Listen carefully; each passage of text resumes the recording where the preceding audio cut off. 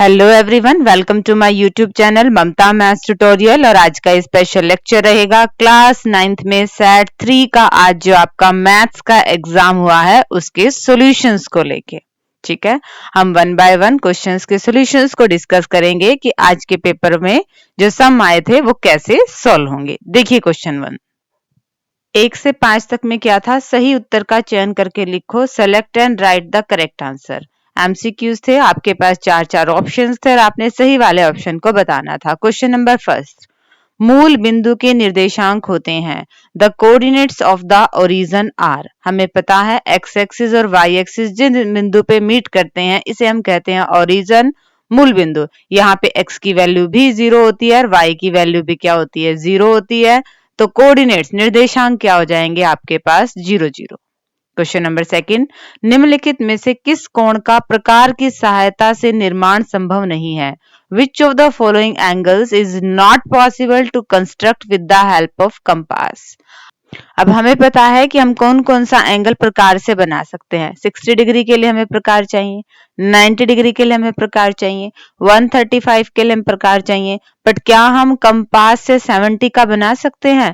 बिल्कुल नहीं बना सकते। तो इसका आंसर ये आएगा, अगर आपको 70 डिग्री का एंगल बनाना है तो आपको डी की जरूरत पड़ेगी, चांदे की जरूरत पड़ेगी, ठीक है। क्वेश्चन नंबर थर्ड, दो वृत्त सर्वांगसम होते हैं यदि उनकी डैश बराबर हो। Two circles are congruent if their dash are equal. सर्वांगसम, कॉन्ग्रुएंट। सर्कल्स कॉन्ग्रुएंट का क्या मतलब है कि दोनों क्या है, बराबर बराबर साइज के हैं। अगर एक के ऊपर एक रखा जाए तो नीचे वाला मत दिखे। अब ये कब पॉसिबल है, ये तब पॉसिबल है जब इनकी रेडियस, त्रिज्याएं क्या हो, आपस में बराबर हो। क्वेश्चन नंबर 4, बिंदु -3 5 में भुज का मान होगा। वैल्यू ऑफ एब्सिस का हमें पता है, जो कोऑर्डिनेट में x की वैल्यू होती है वो आपके पास एब्सिस का होती है, भुज होती है। तो यहाँ पे x की वैल्यू क्या है, -3। ऑप्शन बी आपके पास क्या आएगा, करेक्ट ऑप्शन आएगा, ठीक है बच्चे। तो ये तक थे बच्चे 4 तक क्वेश्चन। अब डिस्कस करते हैं नेक्स्ट सम। क्वेश्चन नंबर 5, संपूर्ण वृत्त की लंबाई को उसकी डैश कहा जाता है। The length of the complete circle is called is. हमें पता है कि कंप्लीट सर्कल की लेंथ को हम क्या कहते हैं, सरकमफ्रेंस कहते हैं, परिधि कहते हैं। क्वेश्चन नंबर 6, यदि किसी बिंदु की कोटि 8 है, if the point whose ordinate is 8, वह बिंदु y अक्ष पर स्थित है। बिंदु है, पॉइंट क्या, हमें पॉइंट लिखना है, ठीक है। अब देखिए कोटि बता दिया 8 है, कोटि हमारे पास ऑर्डिनेट क्या होती है, y की वैल्यू होती है, ये तो 8 है। अब क्या कहा है कि वो y अक्ष पर है। अगर कोई पॉइंट y अक्ष पे है मतलब x पे जा ही नहीं रहा, x की वैल्यू क्या मानी जाएगी आपके पास, 0। तो ये आपका आंसर आएगा। क्वेश्चन नंबर 7, वृत्त का केंद्र वृत्त के डैश में स्थित होता है। The centre of the circle lies in dash of the circle. अब हमें पता है सर्कल का सेंटर तो इसके अभ्यंतर, इंटीरियर, इसके अंदर ही होता है ना। क्वेश्चन नंबर 8, एक समकोण त्रिभुज के दो कोण समान माप के हैं तो त्रिभुज के तीनों कोण होंगे। If two angles of a right angle triangle are of equal measures, then what will be the measure of all three angles? आपने बताना है त्रिभुज के तीनों कोण कितने कितने डिग्री के हैं।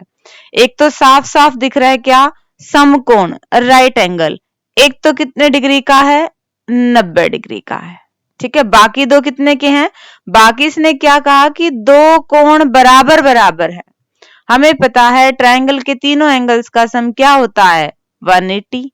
एक तो हमें मिल गया 90, बाकी दोनों का जोड़ क्या आना चाहिए, 90।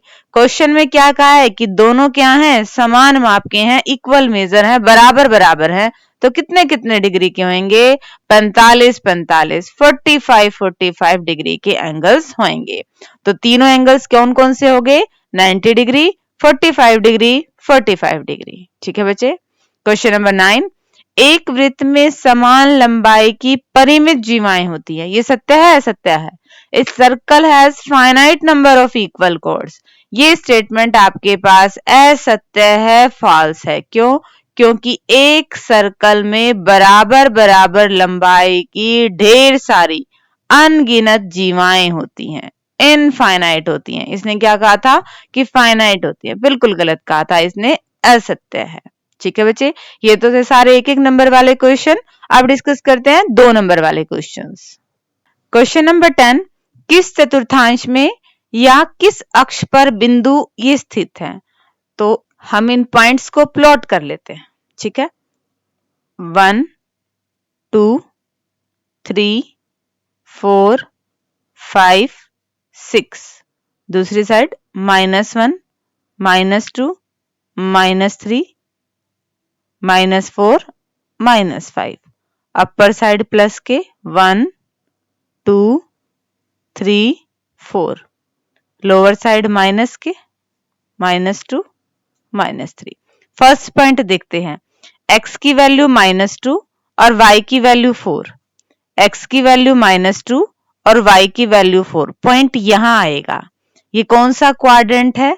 सेकंड क्वाड्रेंट, दूसरे चतुर्थांश में स्थित है। ठीक है, ये वाला पॉइंट।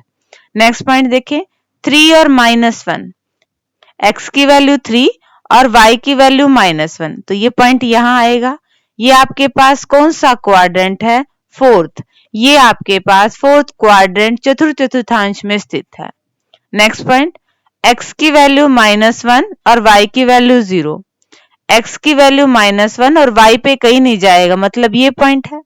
ये पॉइंट किस अक्ष पर आएगा? ये आपके पास x एक्सिस पर है ये पॉइंट।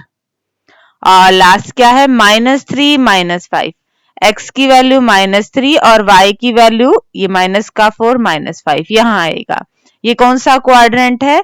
ये आपके पास बेटा थर्ड क्वाड्रेंट है, तो ये वाला आपके पास तृतीय चतुर्थांश में मिलेगा, थर्ड क्वाड्रेंट में मिलेगा। प्रश्न 11 क्या है? प्रकार की सहायता से एक अधिक कोण की रचना की। अब अधिक कोण कहा है, मतलब 90 डिग्री से बड़ा कोई भी एंगल बना दीजिए। तो हम सबसे आसान वाला बनाते हैं ना, हमने प्रकार खोला, चाप लगाई, ये 60 का और ये 120 का और ये मिला दिया 120 का, बस हम सबसे आसान वाला बनाते हैं। इसलिए हमें एंगल तो कहा नहीं, सिर्फ अधिक कोण कहा। अब ऑब्ट्यूस एंगल क्या होता है? 90 डिग्री से बड़ा हर एंगल अपने पास क्या होता है? ऑब्ट्यूस एंगल होता है। तो हमने ये एंगल बना दिया, आप कोई और भी बना सकते थे। ठीक है बच्चे। क्वेश्चन नंबर 12, आकृति दे रखी है आपको ए बी सी, ये वाला तो कौन 69 डिग्री का है, ए सी बी ये वाला 31 डिग्री का है, बी डी सी ये वाला निकालना है। तो हम पहले ये वाला कोण निकालेंगे, क्योंकि इस ट्रायंगल के हमें 2 कोण पता है। त्रिभुज के तीनों कोणों का जोड़ क्या होता है? 180 डिग्री होता है। इसको एक नाम मान लीजिए, तो कोण 1 प्लस 69 डिग्री प्लस 31 डिग्री बराबर है 180 डिग्री के। ये इस ट्रायंगल के ए बी सी के तीनों कोण हमने ले लिए। एक को हमने नाम दिया एक 69 डिग्री का दे रखा था और एक 31 डिग्री का दे रखा था। इन दोनों को जोड़ें, ये क्या आएगा आपके पास? 100 डिग्री। हमने क्या किया? कोण एक की वैल्यू निकाल ली, 100 प्लस का है, दूसरी साइड गया तो क्या हो गया? माइनस का। 180 में से 100 गए, 80 डिग्री का आ गया हमारे पास। बट हमें तो ये वाला निकालना था।